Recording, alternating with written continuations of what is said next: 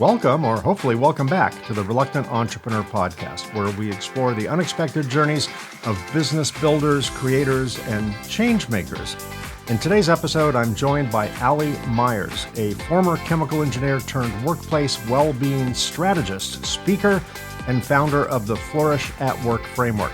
After a successful corporate career and years of balancing work with raising 4 boys, Ally experienced firsthand the toll that stress, burnout, and autopilot living can take. Rather than ignoring it, she studied it, earning certifications in executive coaching, positive psychology, and the science of well-being from Yale. Now, Ally helps companies and individuals build resilience, engagement, and mental fitness through research-backed strategies and habit-based training. We'll talk about her pivot from engineering to entrepreneurship and how she built a business rooted in science and purpose, and what leaders can do today to foster real well-being in a hybrid, high-pressure world. Whether you're burned out, building something new, or just looking for practical ways to thrive in life and work, you won't want to miss this conversation. Let's dive in.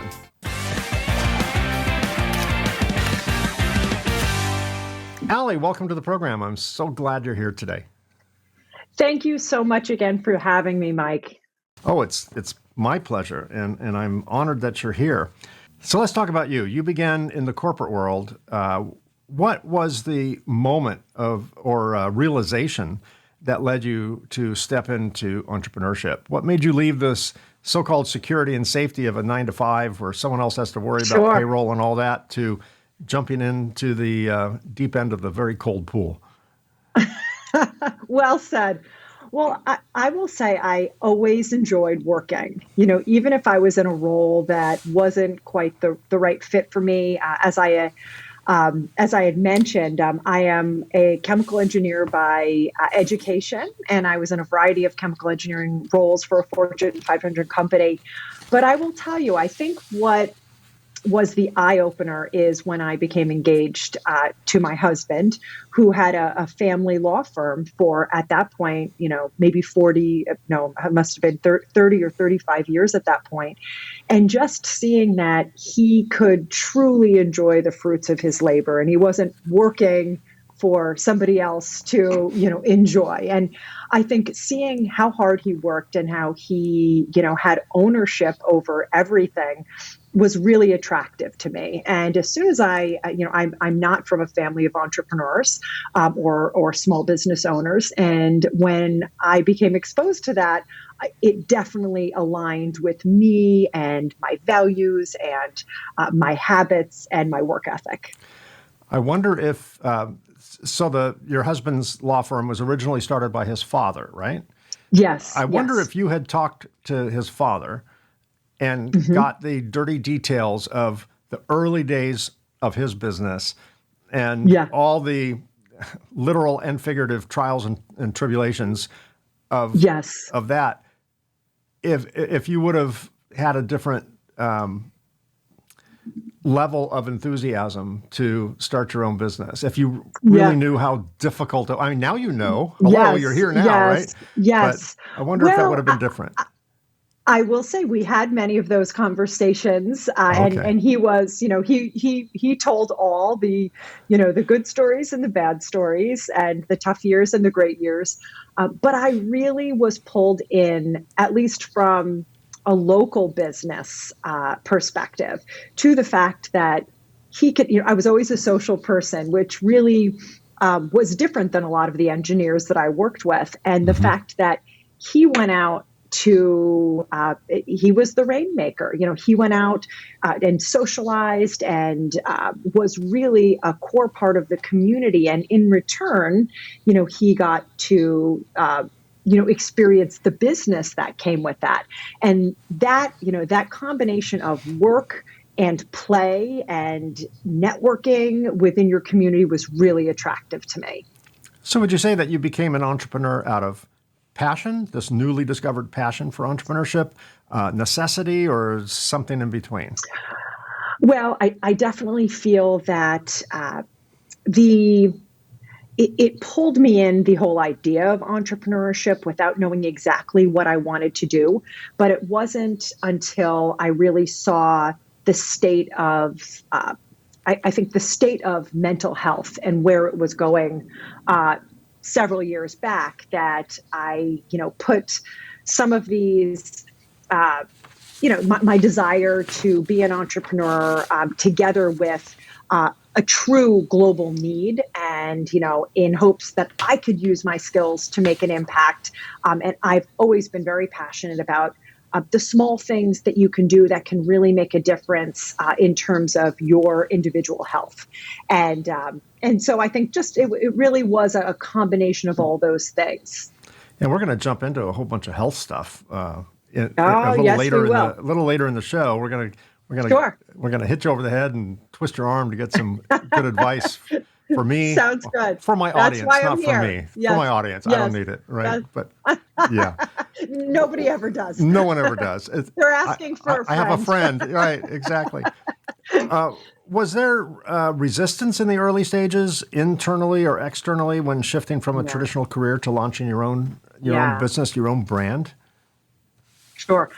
I think there's always resistance, and I think so much of it comes with that imposter syndrome that we all have. The fact that we're paranoid about what people will say, that we're changing our focus, and you can already hear what people are saying in their brain, like, what's she doing now? She went to school for this, and now she's going this, and now she's doing this. When I think as I have gone further and further down the entrepreneurial path, I highly respect people who have the guts, to make the leap and to reinvent themselves. And I think, at this point in my life, it's respectable, and much more respectable than I think the people who are just staying safe and doing the thing because they're not willing to take the risks. And I really respect that. Yeah, it kind of falls into that good is the enemy of great mentality. And that can be applied to your career. It could be applied to building a business. I spent many years where the business was bad. And then when I finally got the business to a level of good, I was like, okay, stop. We're good. We're good. We're good. We're not going to go out of business tomorrow. I can cover payroll, not by much, but I can cover payroll. All the big fires are calmed down. I was very happy with the safety, the perceived safety, and the less perceived at the time non-spectacularity of being good enough. Yes. And it's difficult to leave the safety and comfort and perceived security of good for the risk of trying to be great, because maybe we'll fail. Maybe we succeed at good and we fail at great. So I think a lot of people stay in their careers, and no disrespect to anyone who works a 9-to-5 job. I mean, thank God, because we sell to people who work 9-to-5 jobs, and we buy from people who work 9-to-5 jobs. That's what runs the economy. And but a small percentage of us break that mold and go out. Sure. I think that whole good to great thing is definitely scary. I mean, who would think it's scary to try and be great? But it is when you think you're doing just good enough, and you just don't want to call that attention. You don't want to tempt fate, or run out of skills. Right. And it's, our bodies and brains were designed for us to avoid risk at all factors if, we don't know what that consequence will be. And so the idea that you're going to put yourself on the line to do something totally different, which absolutely may fail in the face of, all the people and the public, is, a really scary thing. So I really commend people who do it. Yeah. And I think you got to be, I say this in jest, not in a clinical way, but you got to be a little nutty. You got to be a little crazy to do this, to do what we did. Sure. You got to be wired a little bit differently. So even though you became an entrepreneur later in life, there was probably, I'm guessing, something about you that was entrepreneurial way before you actually took that leap. You mentioned that you're a very social person, and you are a chemical engineer, I work with a lot of chemical engineers in my business and mechanical engineers and electrical engineers mostly. And I would not call every one of them by nature sociable. I work with a lot of Sure. salespeople. Yeah. I have very infrequently found a non-sociable salesperson. Sure. But accountants, Yeah. basically the higher up the education ladder one goes, sometimes that comes at a cost of social skills. And I'm Sure. making a big generalization and stereotyping here. But we all know, that we all know, we all have a friend that's, Dr. So-and-so of, with a PhD in this and this and this and that. And we all know they're the smartest person we know personally by far. But you got to tell them your shoes untied and, pull your zipper up Sure. and all that kind of stuff Sure. because they're so Yeah. into one thing. And Yeah. sometimes the depth is greater than the breadth of their Yes. Yes. upbringing. Well, and Mike, I'm not innocent here because I really find myself that piece of it comes out often with me. Just learning. I mean, I absolutely love to learn all about, the science of well-being. And there's continued research, especially with the evolution of digital devices and stuff. And what I find is that I fall into that trap, that rabbit hole of research and research and research, without taking action and saying, okay, well, this is what the research shows. Let's turn around and launch a new program or launch a new product that's going to address this issue. But I think when you are designed, like I am to an extent, and like many of these people are, where you love learning and you just absorb that whole scientific process. It's hard sometimes to take a step back and say, okay, well, I need to go talk to a human or I need to put something into action. So I struggle with it too. Yeah, I think that some, we talk about people with, that are left brain centric or right brain centric, whether they're creative or scientific or whatever. If I were to assess my own brain, God help me, I've got a healthy dose of both. I love to create. I'm artistic, although I can't draw to save my life. But in terms of ideas and concepts, and Sure. My problem is trying to get it out, right? Because I Sure. think the nerves between my imagination and my hand are severed somewhere. That it doesn't get out Right. in that form. So Yes. I'm not an artist, but I'm artistic, and Yes.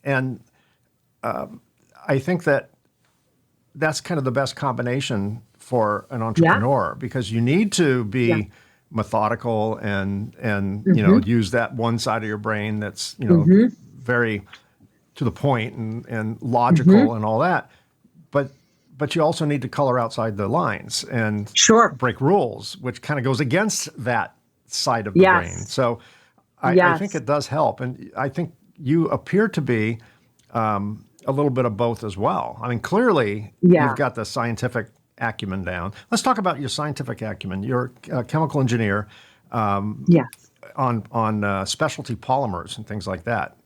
That's an interesting subject.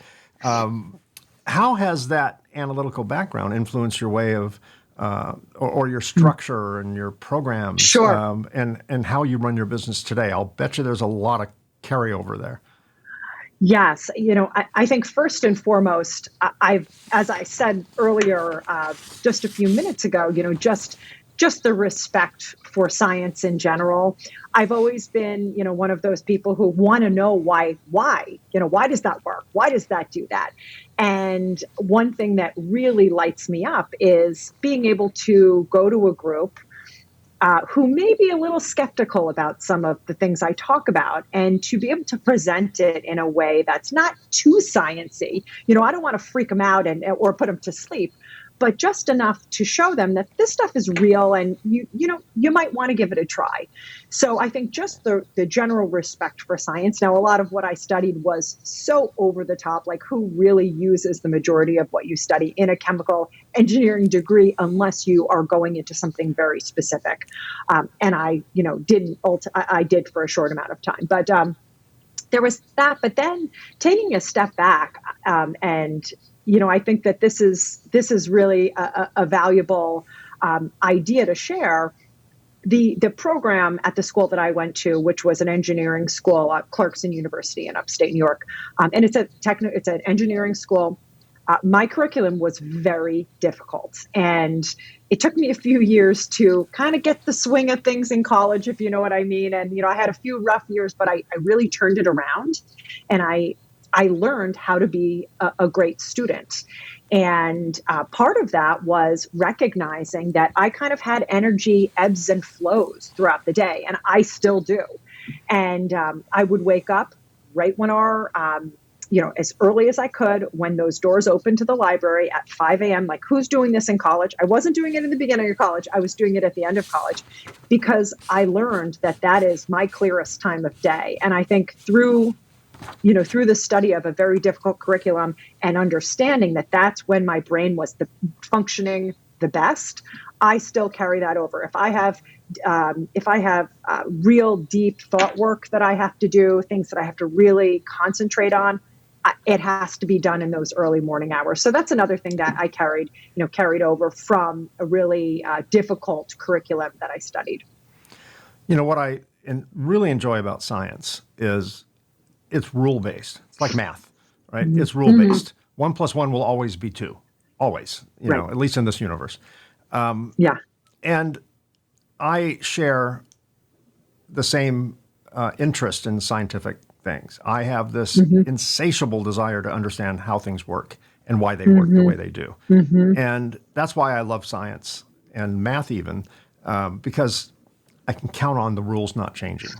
If something comes out wrong, it's not the rule, it's me, right? I plug something in wrong. But if I have all the variables right, the answer is predictable. I can not like the answer, but it's the truth. So science is truth. And what I've learned to apply, how I've learned to apply that to my business is take, for example, we dabble in chemicals because the machines we use operate with certain types of cleaning chemicals. And Hansen's law of solubility, like attracts like. That is a unbreakable rule, right? That's just one of those physics things. And that that was in context designed to talk about how certain chemicals attract certain chemicals and certain chemicals repel certain other chemicals. But I took that like attracts like into a different level because I figured, well, if that's a scientific principle, it can apply. In fact, it should be tested in other contexts to see if that holds truth. And when we were obnoxious advertisers back in our early days, it was all ego-driven advertising. We're the best; they all suck. It was really, really terrible advertising.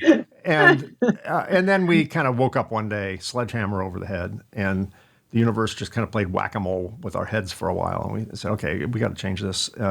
And we changed our whole tune of advertising and marketing in general to education-based. We did not lead with promotion. We did not lead with aggrandizing, statements. We led with problem solution. We let the engineers determine who the best vendor was. We never talked about our products. And guess what? Like attracted like. We started attracting customers who did not lead with price, who did not lead with drama, who did not lead with toxicity. We started attracting customers that thought the way we did. And it turned everything around. Like attracts like. In the chemical world and in pretty much any context I can think of. And that kind of proved to me that even though I was so arrogant at 17 and a half years old, I went to college at 17 because my birthday was very late in the year. And I dropped out after 6 weeks because I was just I hated school. I just wanted to, rule the world. I wanted to just conquer the world and do stuff. And I showed my parents that I made the right decision because my first job out of college was McDonald's at $2.30 an hour. Oh my gosh. That's true. And that obviously didn't last long, but anyway, I do appreciate science and the fact that you can lean on it and use it in other Sure. applications, even though we're not talking in your case about molecules and bonding strengths and Right. things like that. The Right. principles can still apply. What was your Yeah. biggest learning curve moment as a new entrepreneur, and how did you grow through it? Oh, this is a hard one. So one learning moment was earlier on. I do a lot of speaking engagements, and I had this one talk that I was doing that was really getting in my head because one of the gentlemen that were sitting in the front row appeared, at least from my perspective, to have a big puss on his face. So the interpretation that I have, considering your negativity bias and you're thinking the worst, which we'll talk about in a little bit, was the fact that he was not bought into what I was saying, or I was really, tripping over myself, and it started to get in my head. And fortunately, I kind of got it together and finished. I would say fine. It wasn't great. It wasn't not great. Okay, but his demeanor or perceived demeanor definitely affected how I was performing that day. And shortly after that talk, somebody reached out to me and said, hi, one of my coworkers came to this particular presentation at this conference, and he could not stop raving about how fabulous you were. And she said he sat in it was the same guy, like when I put two and two together. And it was just, it was a real learning to me that, like, it was reinforcing the things that I teach. You do not interpret things on others' behalf. You do not assume things, just by what you're seeing. And that really helped shift things if I had that situation later on, because I have had those situations many times where people do not appear to be enjoying the talk, and I've had, several people now who have fit that mold in the moment come up and share how valuable something was. So that was something that really opened my eyes in the beginning of my entrepreneurial journey as a speaker, per se. Yeah, you and I share a similar story. When I started in this industry, the electronics manufacturing industry, in 1985, I was 24 years old. And a couple years into my career, I was asked to give a paper at a conference. And I was confident in what I would speak on. I was not confident to stand on that stage. Sure. Because they were not my peers. They were on pedestals, the other speakers. Right. And right. Even though you probably knew so much more about that subject. I knew more. Right? I studied more than any of them would have studied. Yes, because I'm sure. I felt I was so far behind the eight ball. I needed to put in the effort. I had it memorized. I had all my slides. This is a long time ago, so the slides back then were cringeworthy compared to today. But I was sweating bricks, and I think I was the third or fourth speaker. I was the third speaker in this session. And the first speaker is introduced by the session chair. Our next speaker is Dr. Sally Smith. She has her PhD from Harvard in this, her bachelor's in this, and another bachelor's in this, and an MBA. Please welcome Dr. Sally. Okay. The next speaker. Our next speaker is Dr. Dave Leibowitz, and he's got his PhD from Cornell, and he's a nuclear scientist, and blah blah blah blah blah. And then this is quite literally session chair. This is quite literally what happened. The session chair is holding up, the piece of paper. Our next speaker is Mike Conrad. Turns the paper over, like there's got to be something more, and he goes, "Please welcome Mike." And oh my gosh, Ally, that was the worst thing. I'm like, okay, they just stripped off all my clothes, and now I felt like I was standing, not even with a lectern in front of me. I was just standing naked, metaphorically, on the stage for all to see. And I'm like, okay, well, it can't get worse. And well, uh-huh. but I think if there was nothing after your name, as you say it, it probably really appeared that like something was just missing. Like maybe you forgot to send your bio in. But my mind wasn't looking for reassurance at that point. I was going down the doomed, rabbit hole there. And I wasn't worried about my presentation because I had it down. I was like a Shakespearean actor on at the Globe. I was ready for my lines. My fear was the Q&A because I could not control the Q&A. I can control my presentation. I could not control the Q&A. Yes. And I was absolutely convinced that there were 10 moles in the audience and their mission there, they were sent there to out me. Take you down. Take me down and out me. I don't belong. So Q&A comes, 3 or 4 questions, answer. All right, let's thank Mike, our next session. And I survived. And the next time I did it, I had a little bit more confidence. But then, of course, doubt starts creeping in. Like maybe I just got lucky. Maybe it was a softball audience. Maybe I was so boring they were all sleeping. Maybe. Yeah. Next one, same. Next one, same. Yeah. And that was 37 years ago, right? So right. Clearly, confidence it lived comes in my with head. action. Right. Yeah. But the drama was all internal. It was created by me. Like your concern was created in your head. It wasn't real. Yeah. It wasn't real. It was only real in your head. It was not real in the physical world. What advice would you give to someone listening or watching who feels called to do something different, like you did, but stuck in that safe zone? We talked about, good is the enemy of great. People do have some degree of security in catching a check. Well, what would you tell someone who's just sitting on that fence? Oh, I know so many people who are here right now. And I think the best thing that you can do in that situation is just start taking small steps in the direction that you wish to go in. Now, that direction may change. That North Star may look like something today. And then you come across a crossroads and you're like, that's not really exactly the place that I want to go. I need to shift that a little bit.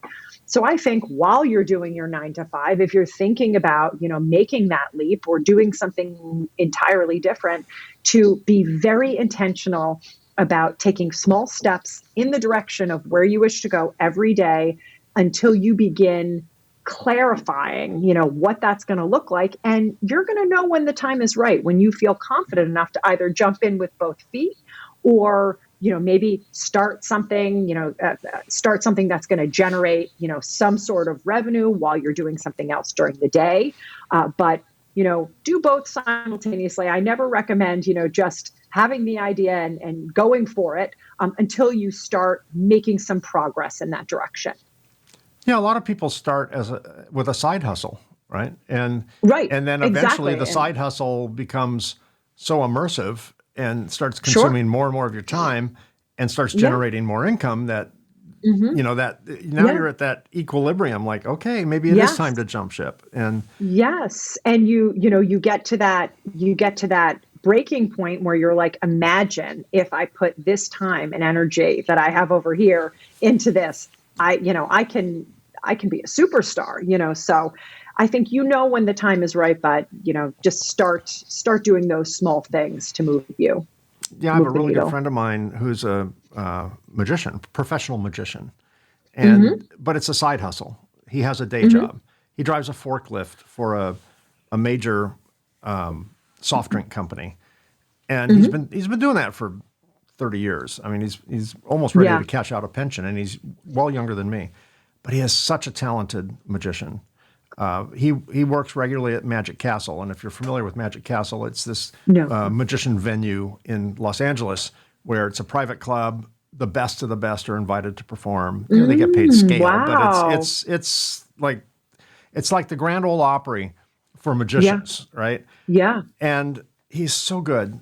And he called me over to the house one night and asked for advice. He goes, I don't know, should I jump full time into this magic, or I'm 8 years away from my pension. This is a while ago. Sure. And I really want to stick with it, but I hate my job. And I said, do you love doing magic? I love doing magic. I said, and you hate your job? I hate my job, but I love doing magic. And he goes, I work every night and weekend I can. I'm like, what if you had more nights and weekends? What if you had weekdays? And what do you have? I mean, just do it. Just do it. Yeah. Like Nike, Yeah. just do it. And to this day, he won't. To this day, he won't. He's too afraid to do it. And I can see the talent in him. And he knows he's talented, but he doesn't see the potential. He's scared. Yeah. He goes, Mike, I can't afford to miss a paycheck. And I'm like, right. You've already proven to the world that you're good. You are among the best magicians on the planet because you perform at this place. And he's just not confident. And he's just not meant to do it. And maybe he's not cut out for it. Maybe I am not doing him a service by encouraging him to jump. Maybe he's not a good swimmer and I'm trying to tell him to jump into the pool. Right. So, because he's good at pulling rabbits out of his hat, but so I don't know. Time will tell. But it is frustrating when you're in the pool and you realize it's, you've learned to swim and you've learned to avoid the sharks and you've learned all the things that one has to learn in business. It is frustrating to see someone who's totally talented not do it, right? Because they could rule the world, from their perspective, and they don't. But but perhaps again, maybe they're not crazy enough.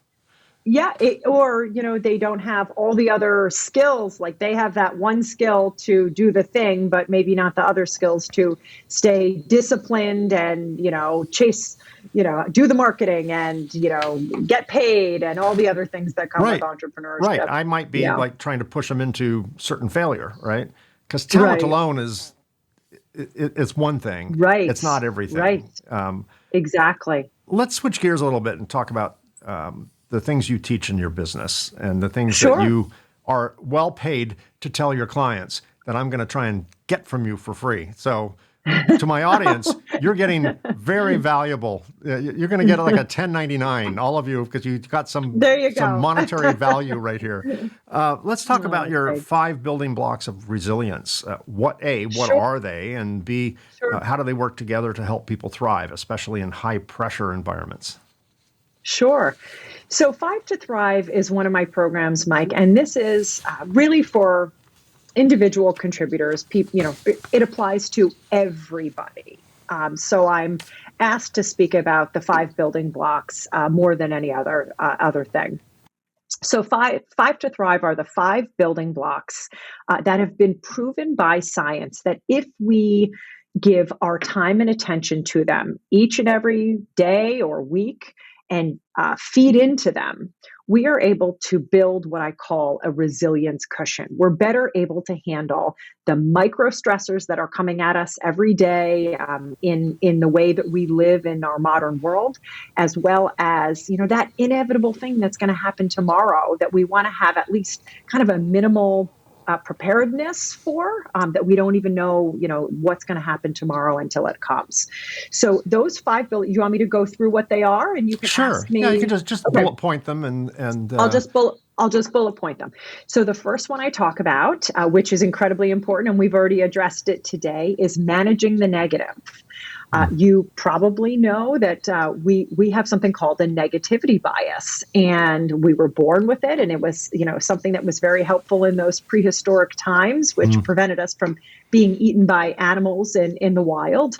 But now it just causes unnecessary stress and worry about things that probably aren't going to happen or that aren't happening, versus those critical things. So that's the negativity bias, which, causes a lot of cognitive distortions and causes us to see things in a not so clear way. And it convinces us often that something is really worse than it is. One of my favorite questions that I like to ask people is, are you mistaking possibility for probability? Probability for possibility. Are you just avoiding something because of that 0.00 whatever chance that this could happen? So managing the negative is really important, and recognizing that chances are we're seeing things through a negative lens, and we have to recognize that. One of the second building block is creating space for mindfulness. Now, mindfulness probably sounds like a real woo-woo thing to a lot of your listeners, but it is an absolute critical human need right now because we're living at a time where we have no space for solitude. Okay, with any opportunity that electronics can have to fill the voids in our brain, we have notifications, we have distractions, we have everything we could ever want at our fingertips. And as a result, there's often no space for silence. And as I like to share in my workshops, sometimes it's in those few minutes of solitude that we find the solutions to our most pressing problems. And if we don't ever have that space, we're just kind of kicking that can, down the road and preventing ourselves from really seeing a 10,000-foot view of a situation. So a lot of the exercises I do in my workshops around that have to do with, digital wellness, creating micro breaks in your day. Nothing major. I'm not telling people that they should go on a retreat to Bali and meditate for several days.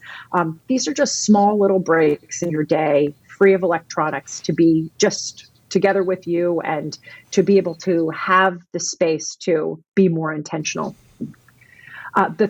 The third building block is cultivating the positive. And that's where I bring in neuroplasticity and neuroscience to start purposefully focusing on what's going well. We all have things in our day that went well. It's taking just a few minutes to focus on those things, because when we're able to do that, neuroplasticity allows us to change our brain for the better.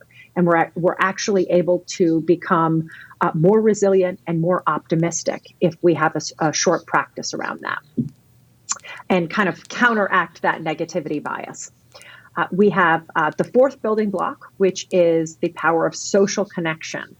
And unfortunately, again, a lot of how we're living and integrating work and life in terms of hybrid remote work now, we're lonelier than ever as a nation, as a world, because we're relying on electronics, which is great to connect us. It's funny, we're more connected than ever and lonelier than ever. Exactly. And this isn't just teenagers whose mental health we're seeing is being affected or negatively impacted by this. It's happening across the world. We're spending less time with humans than ever before. And our I'm forgetting his name, Surgeon General Murthy, who was our last Surgeon General, he thought we were having a loneliness epidemic, and, really called to the nation and to organizations and to civic organizations and communities to be very purposeful about really trying to help people connect at a deeper level, because we're not getting that need met today. And we have to be intentional about connecting with others, even if it's less convenient, because there are so many modern day conveniences that prevent us really from being face to face with people. So that was number 4. And then number 5 is the power of goal setting and achievement. And, you can wake up and turn on the news today and, we have negative news because that sells, and we have a negativity bias and a 24-hour news cycle. And you can feel that the world is falling apart. Sure. And what goal setting and getting does is it helps give us back a sense of control and agency in a world and in a time that often feels very out of control, like we have no say in what's going on, when we do. Because if you're being intentional about creating small goals for yourself to move yourself in the direction you wish to go in, you are impacting your own well-being by feeling more confident and feeling more in control of your life. So those are the 5 building blocks. You can ask me anything about those if you wish. Well, fascinating. You talked about, you mentioned as an example, you used the phrase lens, making decisions, or determining what's going on through a certain lens. When I was speaking my first time, public speaking my first time, I had a lens of fear. I had a very fear-based lens. My lens was, I'm not worthy. I shouldn't be up here. I'm an imposter. I'm a poser, whatever. And I think that in my experience, building a business and life in general, I presume a lot of things that turn out not to be correct. And because I am Yes. looking through a bias or a lens or something like that. I'm not aware of it at the Sure. time. I am Yeah. seeing my real world, but I am seeing it as if I've got Sure. rose-colored lenses on. Everything is rose-colored, right? And Yeah. if I'm looking through a negativity lens or a fear-based lens, that's all I'm going to see, or Sure. whatever the case may be. So it Hmm. is, so important to be able to kind of take off the glasses, take off the lens, Hmm. and not be afraid of the outcome. One of the mentors that I've worked with over the years taught me to make peace with the worst. What's the worst that can happen, Mike? Well, That's, yeah. will it kill you? Well, no, not literally. Yeah. Will your business instantly fail? Well, probably not. Okay. Right. What's the worst that can happen? Well, this. Yeah. All right. Make peace with that. Yeah. And then do everything you can That's to a avoid great, it. But say, it's a oh, great suggestion. right. It's a It's great not, suggestion. there is a hole at the bottom of the pit. It Hmm. doesn't go to the center of the earth, right? Hmm. And yeah, you may fall in and you may hurt Hmm. yourself and you Hmm. eventually you'll have to crawl out of it. But it Hmm. won't kill you. And Sure. once I realized that the worst isn't, in the big scheme of things that bad, it's just bad in the moment, Absolutely. then Yeah. it's less scary. And then Yeah. when I'm not spending every waking moment and every ounce of energy trying to Hmm. avoid even the potential of Yes. failing in that particular Hmm. example, then I, I see the world more clearly. I can see Sure. more options. I can see more doors. I can see more intersections, more ways to go, and that really helped me Hmm. kind of face the fear. It's like, yeah, it's Yeah. kind of scary. Oh, that would suck if that happened. But Yes. And these cognitive distortions, okay, like, so what you were I talking like that. about, maybe Yeah, like a catastrophizing, okay, like yeah. thinking the worst. I'm gonna stand up there. I'm gonna screw up. I don't know as much as everyone, you know. Understanding, and it's really important in the workplace because it's affecting us in so many ways, from our inability to make decisions. We're making decisions on assumptions that are completely untrue most of the time. So recognizing, okay, you feel that fear, recognizing, okay, do I know this for real, or am I making an assumption here? What's likely a more balanced perspective? And being able to change, create a more balanced thought to counteract that, is going to help with your decision making, just your general stress levels, and the way you interact with other humans. Sometimes you're personalizing something and something had nothing to do with you, but you just assume that it had something to do with you because of your mental state.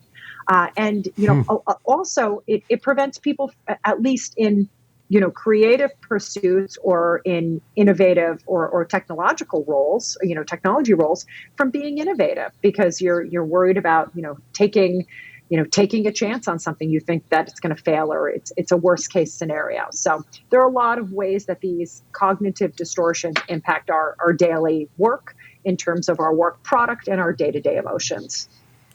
You used the word stressful. Stress obviously can lead to burnout, and Mm-hmm. burnout is kind of a buzzword these days. Mm-hmm. But you deal with its real consequences, right? It might be a Mm-hmm. buzzword, but it does have real consequences. What Mm-hmm. do you think are the most overlooked causes of burnout in today's work Mm-hmm. culture? Well, if you don't mind, I'm going to take a little step back and Sure. just talk about kind of the definition of burnout, because you're right. It's a buzzword and it's being used in so many different ways today. But the World Health Organization defines burnout as, the inability to manage your workplace stressors. Okay, that's, I guess, the overarching definition. But I have a problem with that right out of the gate, because as we know, you don't live and work in silos. You can have something going on at home, caring for an elder, caring for a sick child, Right. which is absolutely going to bubble over You can into almost use the your carpool lane for free because you've got all these things with you in the car, right? You've got exactly. your mother-in-law or your spouse or your kids. I mean, they're with you here. They just don't count as occupants. Exactly. Exactly. It's going to affect your ability to manage the work, or your your ability to do your work. So anyway, that is the definition. But there are a lot of different things that are impacting burnout and causing it. One thing that I personally think it should be, workload management, like the inability to handle your current workload, was traditionally the reason that people were, quote, burning out, the way we used to talk about burnout. But now I think a huge part, and I would dare to say even more than the amount of work, is our inability to manage the blurred boundaries that come with hybrid and remote work. The whole working from home thing, I really do think, does a disservice to our mental health, because we haven't, as humans living in 2025 or at this time, we haven't quite figured out how to best integrate work and life. And as a result, we are, most of us, I would say, who have the ability to work from home and have that freedom, are multitasking all day long. And only 2%, according to Dr. Aditi Nurikar, who is a stress expert out of Harvard, who's been in practice for 25 years. She loves to share the fact that only 2% of the world can actually multitask. Okay, the rest of us, we are doing something called task switching. And when you introduce technology and working from home and maybe not having clear boundaries to this task switching all day long, it's just draining our cognitive reserves. We don't feel that we're good at anything anymore. We're not good at being a parent because we're tempted to check our email, and we're not, creating strong and an efficient work product because, we might be pulled over here to somebody who needs us. So I think the blurred boundaries of working from home, as wonderful as it is, and I think it's here to stay for sure, I think as this next generation, have to really get better about creating some boundaries to, stop the blurriness, which is hard to do, right? But I think it's absolutely essential to preserve our cognitive abilities. Yeah, and I'm sure you've experienced this, and your husband with the law firm experienced this as well. When you're an entrepreneur and you're building a business, there are no boundaries. There are zero boundaries. Right. You are, morning, noon, night, working on the business. You're dreaming about the business, either in dream form or nightmare form. You're blood, sweat, and tearing about the business, right? And that's just, okay, that's normal. That's just par for the course. It has to happen. But what also has to happen, and I think a lot of entrepreneurs end up getting burned out because they are running in first gear for so long, everything's spinning fast, they're redlining their tachometer, their emotional and their physical, their mental tachometer, that they do get burned out. And it is important to switch to a higher gear, switch to another gear, eventually overdrive, where you're actually getting more done than effort being put in. Which is the nature of overdrive. And at some point that has to switch. But I think a lot of entrepreneurs figure, well, that work ethic got me here, so it will propel me further. And what was your propeller would soon be your anchor. And most people don't figure that out until it's too late. Yes. And I just want to go back to, what you were saying. I think the work ethic of an entrepreneur was what it was, and it will continue to be what it is. But the difference is now the fact that almost everybody has access to us almost all the time. And I think out of sheer self-preservation, something has to be, I'm not saying you have to turn your phone off at 5 p.m. every day, but what I am saying is that you might need to take a series of 3 or 5 minute breaks just to regulate your nervous system in a world that revolves around an urgency culture where everything can feel urgent. Being better about creating, a lot of intentionality in what needs to get done. And if everybody has access to you all the time, starting to be smart around what you will allow in, what maybe has to be pushed till tomorrow, having uncomfortable conversations sometimes just to keep what is most important front and center, not what is the most recent, issue. Do you see generational differences? Do you see millennial, Gen Zers, whatever the next one down is, that are coming up through the workplace, maybe starting businesses, but certainly working their way through the workplace? Do you see different abilities to handle stress, to multitask, to do whatever? In other words, will it be harder for them to start a business and grow something from nothing, or do you think it'll be easier based on their they grew up with screens and multitasking, right? Sure. Or Well, multi-switching, either way. Yeah. Oh, I have so many thoughts around just the difference in generational values and workplace norms, let's say. One great thing is, they grew up in environments where many people saw how hard their parents worked and, say, well, I don't want to do that. I don't want that to be my life. Okay. And with the evolution of social media and influencers and everybody who, they have lots of voices telling them, you don't have to deal with that.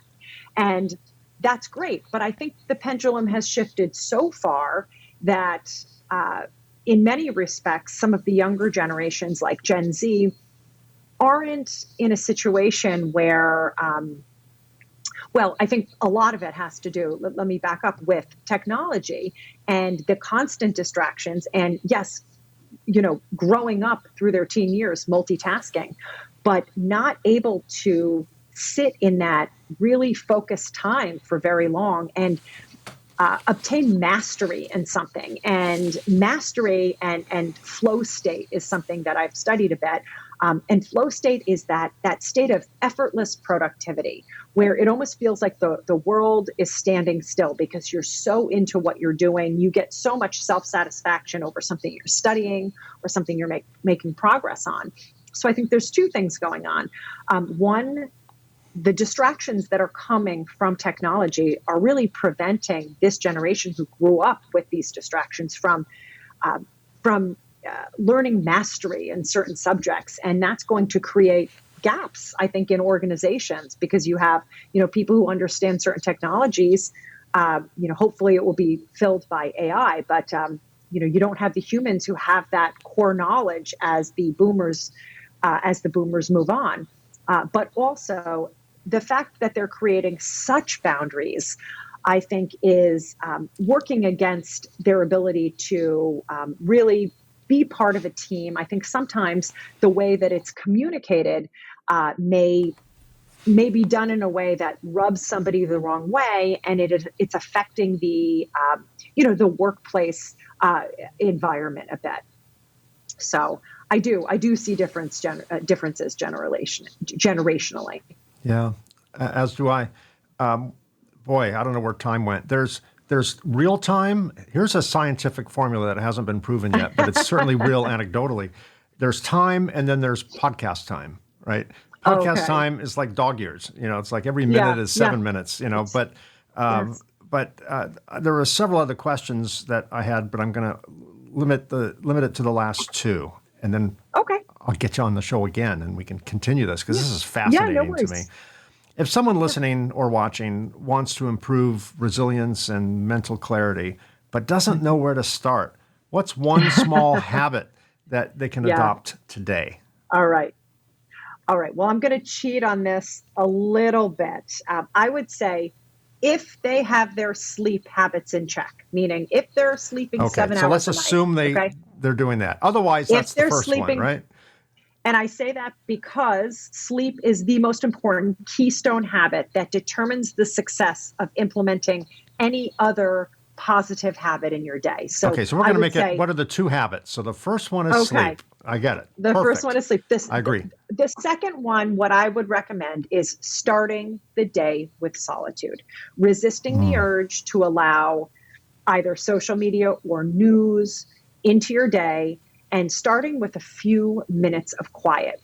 Because what this allows you to do is be really intentional. I mean, taking it a step further, writing down 3 things that in your mind would make your day a success, no matter what that might look like for you. Maybe that's being more present for your child. Maybe that's pushing forward a project that you're working on or different elements of that. But having that quiet time to reflect on what is important to me today and getting it out on paper and keeping it in front of you. Because once 7, 8 o'clock, 9 o'clock, whatever time it is for you hits, and those notifications start coming in, then the world is going to be, demanding so much of you. You really want to first and foremost think about what you want success to look like for yourself that day. Oh, that's great. I love the term solitude. My staff would get so frustrated when we'd go on vacation, when I would go on vacation, because we have a couple of timeshares down in Mexico, in Cabo San Lucas, and we've been going down there for 25 years. So we go down there a couple times a year, and I'm 1 week, Sunday to Sunday, basically in the pool, drinking cocktails, back in the day smoking cigars. Yeah. Frowned on now. You don't make friends smoking cigars in a public pool. But I would be down there for a week, and the only electronics that I would have would be the, headphones, piped into my iTunes account and just listening to my favorite songs. And that was it. 7 days. Friends would come down. We'd all go out for dinner at night. We'd eat at the pool. We just, I'd talk to strangers and my friends and just didn't think about work. It took a day or two to unplug, but once I was unplugged, where my staff got frustrated with me is every time I would come back, I'd be like, everyone, conference room. And I'd have 10 new ideas. All these ideas. They were just like exploding in my head. Yes, it's the way Beatles, it works. I'm a big Beatles fan. And back in the day, they started getting into all this like meditation and guru stuff. And they went to Bangladesh and, hung out with gurus, and probably LSD had something to do with it too. Probably. But they wrote some of their best music, less pop music and more very, very interesting bits of music when they were out of their routine, when they were out of the rat race, when they were, wearing, when they were barefoot walking over coals or whatever they were doing. And it inspired them, and it changed the music scene, and so many other things in the music scene changed at that time too, late 60s. And that was kind of me, although I'm not any one of the Fab Four. I would come back with this burst of creativity, some of which was good ideas, and some of which were bad ideas. But my team would get frustrated because I would just like, oh, and this, and this, and this. And I was just so excited to express it to humans. But it is really important to be able to just disconnect, whether it's solitude or sailing or just whatever. It definitely is. My last question for you, Ally. When you can I just add? Oh, please, can I add yes, please do. You said. So another thing that I talk to leaders about is there will always be more tasks on your to-do list than you have the time for. So being very intentional to schedule in as if it's as important as a meeting, some sort of focus time in your week for that idea generation, because there's always fires to fight. And when you're in that firefighting reactive state, that's not when those creative sparks are going to come. So, creating some sort of small time in your day where you turn off distractions and turn off electronics and close your tabs and allow yourself that space. It might not be at the pool with a cigar, but have a couple hours a week and understand that this is not you taking a break. This is a critical part of your business that will help idea generation for future iterations of whatever you're working on. Yeah, there's a huge ROI on that type of investment of time. But when you're in the rat race, you think, well, I could stop and read a book, or I can take my boat out and just float on the water for a while, or I can solve problems, put out fires, call these customers, negotiate the next contracts. And that's where you go. But you're right. It's so important, probably even more so, to have, the business will be there when you come back. Your problems will be there when you come back. The world is not going to fall when, before you come back. It will wait for you. Sure. So how did you define success when you first started your business, and how do you define it today?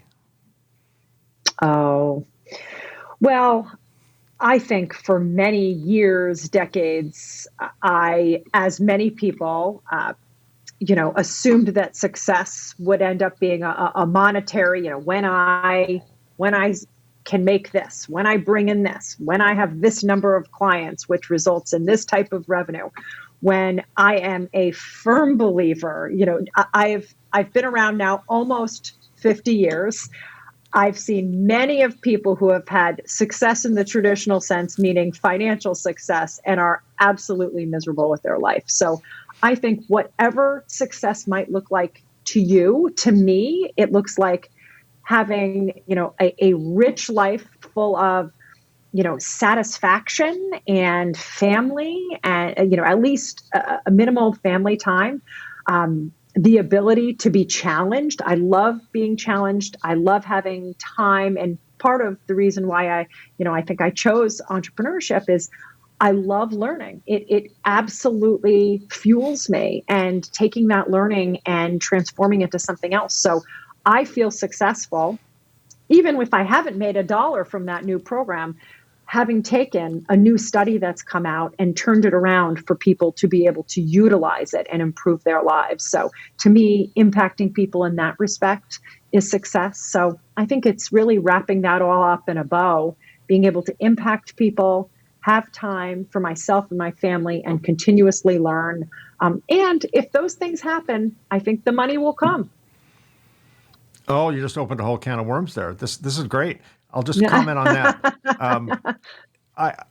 When I used to chase, and I've talked about this many times on the show, so I apologize to my audience who are regular listeners. You're going to hear it again. When I concentrated on bringing in more money, if we had to, we have payroll every Thursday, so I hated Thursdays. I brought in the money. That's my sole focus. I was good at bringing in the money, not profitable money, Ally, but that's not today's problem. That's tomorrow's problem. Today's problem is I got to have just enough cash to cover payroll. I'd get it in. Anytime I focused on one particular struggle, I overcame that struggle. Unfortunately, at the cost of something else. All I did was move my problems around, just shifted them around. I learned quite the hard way that money, profit, growth, freedom, whatever, are the result of good decisions. Don't chase one goal. Make good decisions. That's what will drive profit. That's what will drive growth, responsible growth. That's what will drive all the different things that we strive for. It all comes down to common denominator. Just make good decisions. The rest will come. I like if that. It's truly a good decision, the rest will. And it's so freeing because instead of worrying about 25 things, I worry about one thing. Well, is this a good decision? And I'm making it sound easy and a little bit Pollyannish, but it truly comes down to just do it right. Just make wise, well-founded decisions. The rest will come. Don't focus on the rest individually, because you will, I would imagine it too. If I wanted to move this house to another location, I've seen on like YouTube videos how they will raise a house up. They can't jack one end up 5 feet and not all four corners or the center because the house will just snap under its own weight. So I think that working on just one thing, one pillar, one side of the foundation, like that might be cash flow. You might solve that, but it's going to put stress on other areas of the structure, and it will give way. I think that in this case, good decisions in that analogy is raising everything up, maybe a little bit slower, but evenly. And that allows all arms of the business to be functioning properly. And that, at least in my experience, the world according to Mike, really pays off. And it's liberating, because now it's like, I'm not going to worry about that. I'm just going to worry about doing things right. And And I think if you focus and pay attention to those 5 things that we talked about that, help help build your resilience, you're able to make those overarching decisions in a much more emotionally sound way, which ultimately will result in more success for you, whatever way you define that, and your business. Lovely. I totally agree. And for those who would like to focus on Ally's business, you can find information. If you're watching this on YouTube, look down here where it says see more, and you'll see how to get in touch with Ally through her website. And I'll put links to her social media on there and things like that, so you can follow Ally. And Mike, I don't know if you would be open to this, but I'm also really happy to share my Stress Slayer Guide, which is like an opt-in form. It's 5 exercises for 5 minutes or less if you're, feeling overwhelmed. I'm happy to include that in your show notes as well. Oh, wonderful. I'll get with you. I'll send you an email later today. You can send me the link to that, and I will definitely put that in there. So if you're watching this, look down here, see more. If you're listening to this on your favorite podcast app, when it's safe to do so, wait till you're out of the car. Don't be driving 80 miles an hour looking at Ally's information. When it's safe to do so, go to your podcast app, look at the show notes, and links to that very generous offer and information on how to reach out to Ally and see what she's up to, both on her website and on social media, will all be on there. Ally Meyers, thank you so much for spending all this time with me, and you're generously providing all this sage advice. I really appreciate it. It is absolutely my pleasure. I, want to share this knowledge, and I want to help people in whatever way I can, whether it be through the resources or through these podcasts. So I am so grateful for this opportunity. Well, I am grateful you're here, and I wish you and your company continued success. Thank you, Mike. You as well. Thank you. Well, that's a wrap. Thanks for joining me on this episode of the Reluctant Entrepreneur Podcast. A special thanks to Ally Meyers for being my guest on the show. The Reluctant Entrepreneur Podcast is available in all major podcast sites and on the Reluctant Entrepreneur YouTube channel. We've been recording future episodes with fascinating guests, which I'm excited to share with you, so don't miss out. Subscribe to the podcast to be notified when new episodes are released. We release new episodes twice a month on the first and third Tuesday. If you're an entrepreneur or know of an entrepreneur who'd like to be a guest on the show, please let me know. Visit reluctantentrepreneur.podcast.com and apply to be a guest or recommend a guest. If you'd like to reach out to me, my email address is mike@mikeconrad.com. That's Conrad with a K.